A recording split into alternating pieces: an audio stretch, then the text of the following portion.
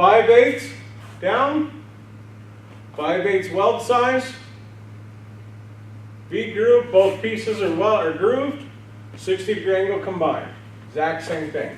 Our root opening, the bottom set it at 1/8 of an inch. Okay? Together, 3/8, 5 3 is 8/8, 1 inch weld, completely. Okay? However, we break it down into 2 individual sides. Okay? Flare bevel groove.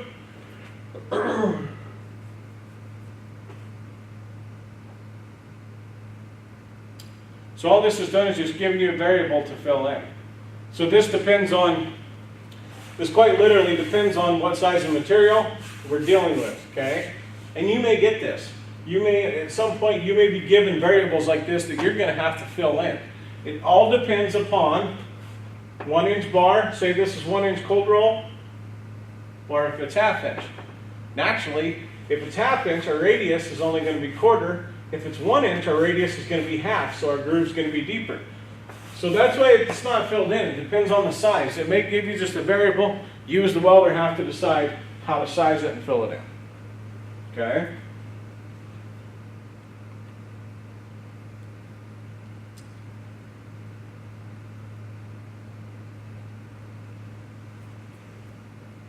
Weld cross section here.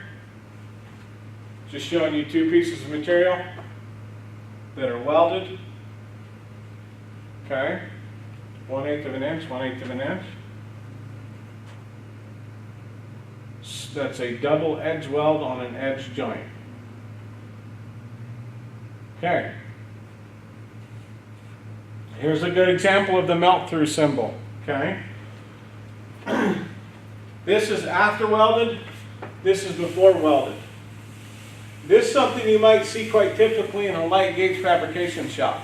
Okay. This is where we're not using any filler metal. We're going to use these 2 pieces, the edges of these 2 pieces. We're going to heat them and make sure that we get the weld. We're going to use this excess material here to come down and weld this entire symbol. You want the melt through on the other side, edge weld on the top or arrow side, melt through other side, exactly what we have here.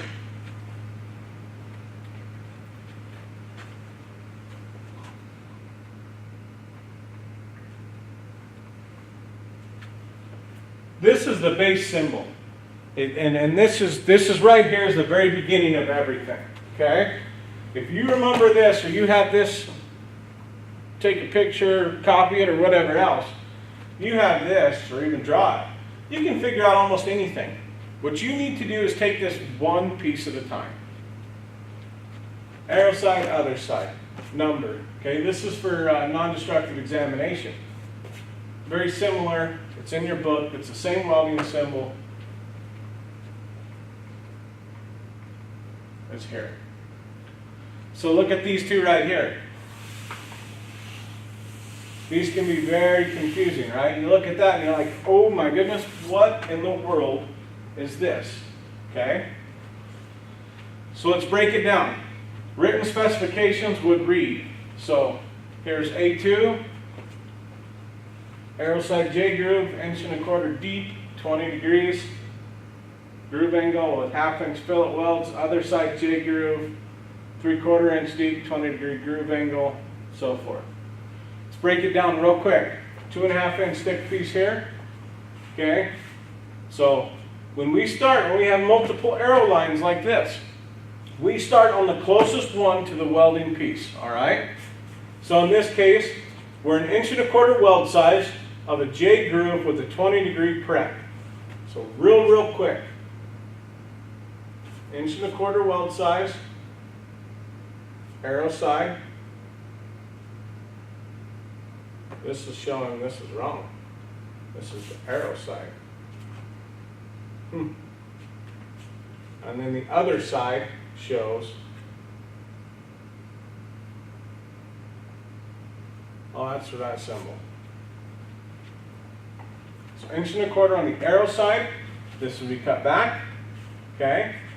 3/4 of an inch on the other side, okay? You see it here, 20-degree bevel angle. We move to the next one. It is a 1/2 inch fillet weld with a 3/8 on top. Okay? So let's break this down a little bit better for you. Because I know that sometimes this can be kind of a confusing thing.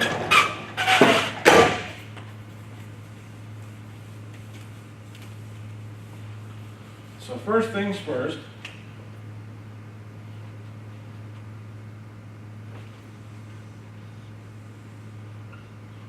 let us do T-joint. Arrow line, okay? So let's do this. Arrow side is a single bevel, fillet, half, half,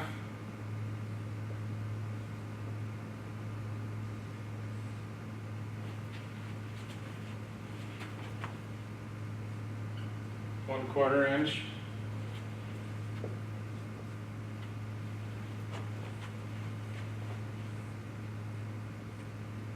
okay? Real quick, let me make sure you can see this. Probably need to adjust a little better. Okay, so on the arrow side, working from the line out.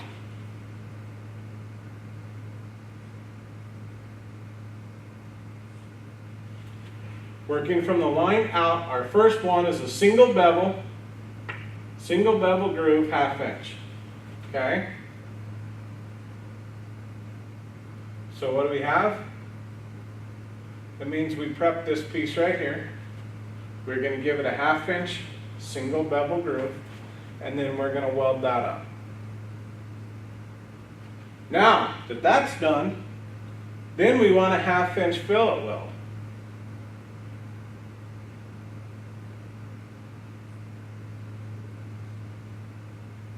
Here to here is 1/2 inch. Here to here is 1/2 inch. Okay? With a contour finish.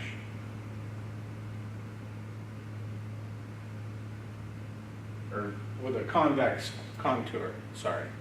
Convex finish on the contour. From that point, then we have a weld length of 3 inches. Say this measurement is 3. 6 inches on center. So forth. We've covered the length and pitch now. All right? This piece here, now we are creating a 1/4 inch weld. We want a flat finish. 2 inches by 4.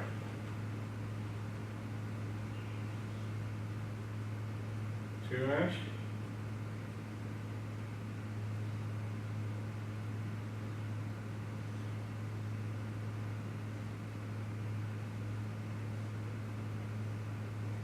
Four inches in between.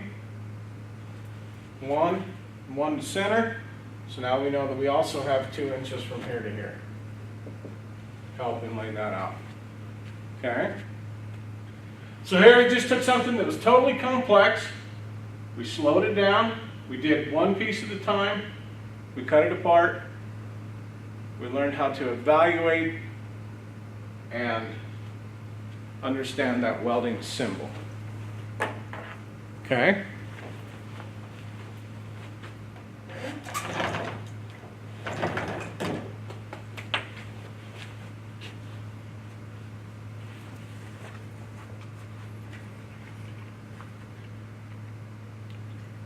And we talked about the contours. Now, there are several methods for finishing: chipping, grinding, machining, or unspecified. There's also rolled and other things as well. There's more out there, okay? Usually the one you'll see here is grinder machine, flat. Okay.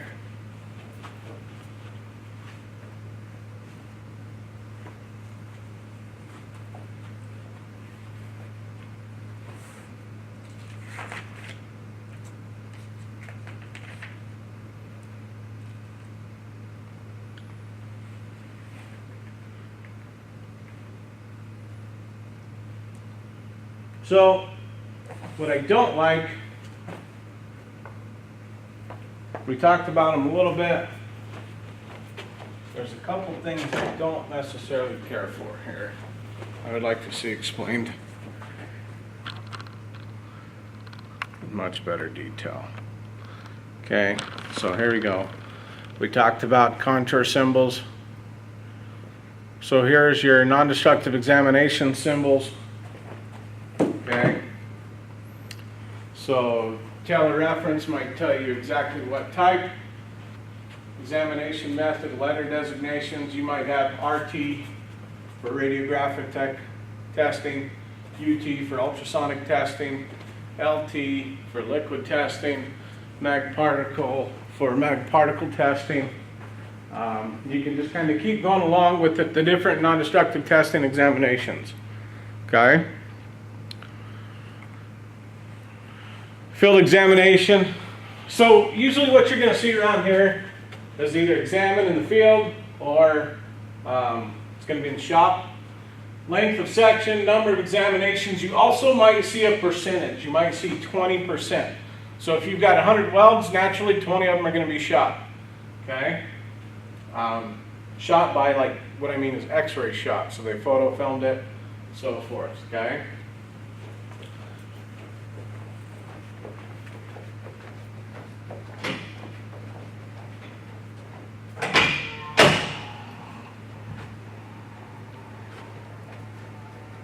As you can see, this is the radiation direction. It can tell you which angle you come from your source.